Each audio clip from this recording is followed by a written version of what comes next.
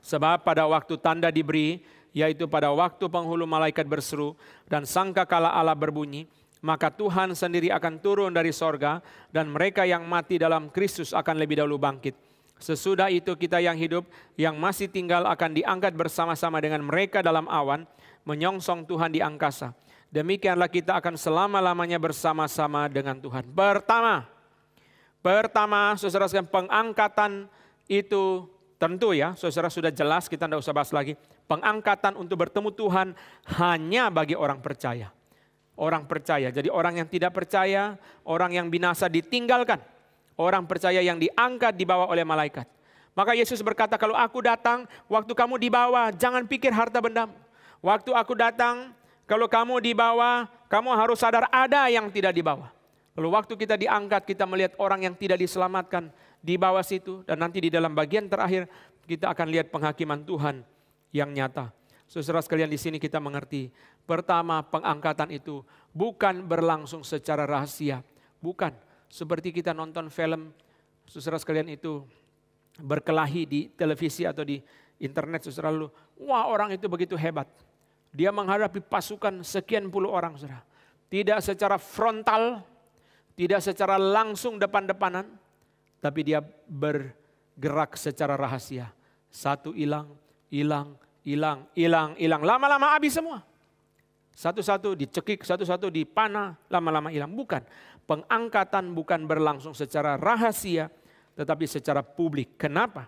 Karena ayat 16 berkata, malaikat berseru, sangkakala Allah berbunyi. Saudara, malaikat berseru bukan hanya untuk satu daerah, bukan hanya untuk satu rumah. Sangkakala Allah berbunyi bukan hanya untuk satu kelompok, tapi itu sesuatu yang bersifat terbuka dan publik untuk semua manusia. Tuhan sendiri turun dari sorga, lalu orang percaya diangkat. Pertama, pengangkatan itu adalah sesuatu yang berlangsung secara terbuka, secara publik. Dan justru disitulah sangat menyedihkan. Kenapa, saudara? Karena waktu kita diangkat pergi ketemu Tuhan, lalu kita lihat orang yang ditinggalkan di bawah. Mereka adalah saudara kita yang belum percaya. Gak mungkin kita waktu naik ke atas kita dada-dada. Sampai ketemu ya. Gak mungkin, saudara. Karena kita tahu bahwa penghakiman Tuhan segera tiba. Pertama. Kedua, pengangkatan terjadi setelah Kristus turun dari sorga. Itu jelas di dalam ayat yang kita baca tadi. Kristus sendiri turun, lalu kita diangkat bertemu dengan mereka di dalam awan menyongsong Tuhan di angkasa. Setelah Tuhan datang, kapan Tuhan datang? Tuhan Yesus di dalam khotbah akhir zaman di dalam Injil sudah memberitahu kepada kita tentang tanda-tanda kedatangan Kristus yang kedua kali. Sudah ada. Tapi tidak berarti dengan tanda-tanda itu kita bisa menduga tanggal berapa Yesus datang. Oh, tanggal 3 bulan 3 tahun 33. Ya. Gak ada ayat berkata Yesus datang tanggalnya harus bagus atau harus seragam. Itu kalau orang mau melahirkan, ya bukan, atau orang mau nikah, bukan Yesus datang. Saya juga heran, saudara, yang bikin teori itu, saudara sekalian, sama sekali tidak mempunyai pengertian. Gak ada ayat berkata Yesus datang tanggalnya bagus 3 Maret tahun 2033. Gak ada, saudara. Lalu nanti kalau meleset 4 April 2044. Ya, jadi saudara terus seperti itu buat apa? Bukan. Tanda-tanda itu diberikan oleh Tuhan Yesus di dalam khotbah akhir zaman di dalam Injil untuk menjadi peringatan bagi kita. Pertama, Injil diberitakan ke seluruh bangsa. Kedua, orang-orang Israel bertobat. Yang ketiga, ada kesengsaraan besar yang dialami oleh orang percaya. Yang keempat, ada kemurtatan besar. Banyak yang murtad, yang mengaku diri Kristen murtad meninggalkan kekristenan banyak. Lalu ada bencana alam, ada kelaparan, peperangan dan sebagainya. Saudara sekalian, ini semua tanda-tanda kedatangan Yesus yang nanti kita akan khotbahkan di dalam Lukas ini sampai di dalam pasal ke-21 baru kita khotbahkan tanda-tanda akhir zaman itu. Lalu saudara, waktu tanda akhir zaman sudah selesai, Yesus datang. Setelah Yesus turun, baru kita diangkat untuk bertemu dengan Dia di angkasa. Saudara sekalian, ini kedua. Pertama, pengangkatan itu berlangsung secara publik. Kedua, pengangkatan itu terjadi setelah Yesus datang. Ketiga, dengan demikian, pengangkatan itu terjadi setelah orang percaya melewati kesengsaraan yang besar. Kita nggak boleh mengatakan kita diangkat supaya kita tidak mengalami kesulitan. Itu adalah pikiran seperti Baruk. Hanya pikir yang enak buat diri dia. Bukan itu ajaran Alkitab. Kita diangkat setelah mengalami semua kesusahan.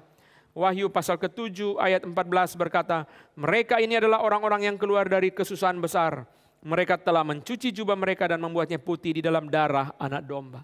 Orang percaya yang sudah diselamatkan akan mengalami kesusahan yang besar. Setelah itu baru diangkat. Jadi waktu kita diangkat, kita merasakan satu kelegaan.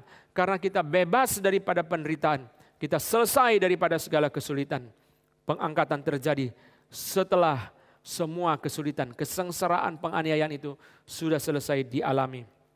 Kalau kita sudah meninggal sebelum semua itu, berarti kita tidak mengalami. Tapi yang masih hidup mengalami. Kalau kita sudah meninggal, nanti kita dibangkitkan. Dan ini poin yang berikutnya. Pengangkatan terjadi setelah kebangkitan orang yang meninggal di dalam Kristus. Itu ada di dalam 1 Tesalonika pasal ke-4 tadi. Paulus berkata mereka yang mati akan lebih dulu bangkit. Siapa yang mati?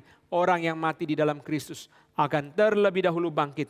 Lalu bersama-sama yang mati dan yang masih hidup diubah. 1 Korintus 15 ayat 51-52. Saudara nanti cari sendiri. 1 Korintus 15 ayat 51 dan 52. Dua kali Paulus berkata kita semua akan diubah. Kita diubah. Saudara jangan membayangkan, wah ngeri banget ya. Orang meninggal, saudara sudah tinggal tengkorak, sudah jelek-jelek lalu terangkat ketemu Tuhan. Lalu kita yang masih hidup waktu Yesus datang, kita juga diangkat sambil bawa penyakit-penyakit. Lalu waktu malaikat tarik kita naik ke atas, kita bilang sama malaikat, sebelum kita ke atas pijat dulu bisa nggak? Pegel ini ya, pegel ini kemarin tidurnya enggak benar. Enggak saudara, sewaktu kita mau diangkat, kita diubah dalam tubuh kemuliaan. Kita naik ke atas dengan tubuh kemuliaan. 1 Korintus 15, 51, 52 memberitahu kita. Kita diubah, baik yang meninggal dalam Kristus yang dibangkitkan, maupun orang percaya Kristus yang masih hidup, sama-sama diubah, lalu pergi menyongsong Tuhan di angkasa. Itu satu pertemuan yang mulia, satu pertemuan yang penuh dengan sukacita. Karena orang percaya sudah melewati kesengsaraan besar. Waktu diangkat saudara, ada satu kelegaan, berhentilah segala penderitaan. Kita menyongsong Tuhan di angkasa buat apa? Apakah kita menyongsong Tuhan di angkasa supaya kita selama-lamanya tinggal di angkasa? Atau sekian waktu tinggal di angkasa? Tidak. Kita menyongsong Tuhan di angkasa, lalu kemudian turun. Anthony Hoekema mengatakan, saudara, kata yang dipakai untuk menyongsong itu adalah kata yang dipakai untuk penyambutan tamu kehormatan. Kalau tamu kehormatan dijemput, bukan tunggu di situ. Bukan tunggu di pinggir kota. Lalu berjam-jam, berhari-hari di situ. Bukan, saudara. Dijemput, tujuannya apa? Supaya dia bawa pergi ke tempat kota, pusat kota, tempat di mana mereka tinggal.